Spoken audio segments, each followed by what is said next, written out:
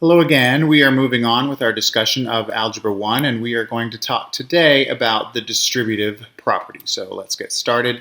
We're going to start with an example. It may be easier to understand that way. We're going to talk about Joe. He works at a restaurant and he earns $8 an hour.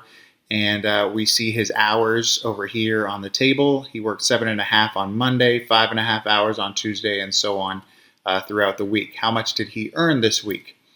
Well, there's two ways we can do this. We can add the hours together and we can multiply all of that by 8. So we can take 8 multiplied by all 7 of those numbers added together. And that would another way we could do it is we could take each day's hours and multiply that by 8 and figure out the earnings per day and add that all up. So that's what that would look like, 8 times each of those numbers in the table. This is what the distributive property actually is. Okay? It only works when there's multiplication outside the parentheses and addition and subtraction inside the parentheses. So that's the only time you can use the distributive property. So here's what the property looks like when you're talking in terms of symbols.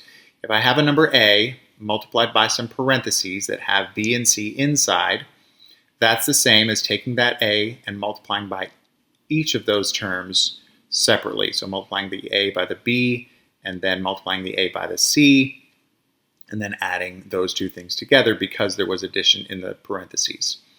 Okay, if the A is after the parentheses, the same rule applies. You're still multiplying the A by everything that's in the parentheses and adding it all up.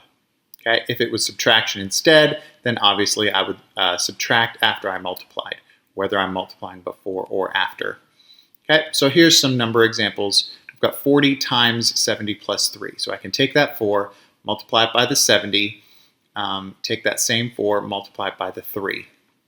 That gives me 280 plus 12, that's 292. It's the same whether you simplify the parentheses first, like we talked about earlier in the chapter, or if we distribute.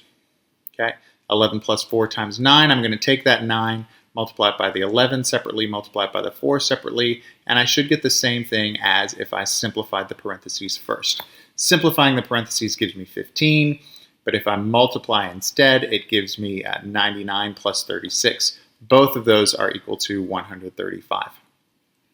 And finally, 6 times 4 minus 1, I'm doing a subtraction example now. So 6 times 4 minus 1 would be the same as 6 times 4 minus 6 times 1. The left side is 6 times 3. The right side is 24 minus 6. Both of those are equal to 18. And lastly, I'm going to do some parentheses where the multiplier is after the parentheses. So 13 minus 8 times 6 is the same thing as 6 times 13 minus 6 times 8. On the left, the parentheses simplify to 5. And on the right, the multiplication gives me 78 and 48. Either way, I get 30 as the answer. So here's some examples with variables. If I have 3 times 2x plus 5, the problem here is I can't simplify the parentheses because 2x and 5 cannot be added. One of them has an x, one of them doesn't, so I really can't add the parentheses together. So I have to use distributive property on this. So if I think of this in terms of maybe a rectangle where the width is 3 and the length is 2x plus 5, then I get a picture that looks like this. And so if I add all the x's together, I've got 3 rows with 2x in each row, and then I've got 3 rows with 5 ones in each row. And all those x's add up to 6x, and all of those ones add up to 15. So that's like taking the 3 and multiplying it by 2x to give 6x, then taking that same 3, multiplying it by 5 to give 15. Okay. Another example, if I have 4 times 3x minus 2, that's like having another rectangle of width 4 and length 3x minus 2. Keep the signs of the terms in mind because some of them will be plus and some of them will be minus.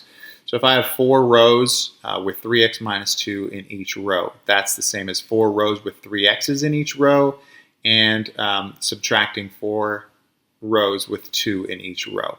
So that gives me 12 x's minus 8, and you can see that in the picture there as well. So some common mistakes that could be made. Let me talk about the mistake, how it looks when it's wrong, and how it should look when it's right. If you distribute to each factor instead of each term, here's what that looks like. You have 4 times 3x plus 5. You should only distribute the 4 to the 3x and the 5, anything that's added or subtracted, not things that are being multiplied. So don't distribute the 4 to the 3 and the x that make up 3x.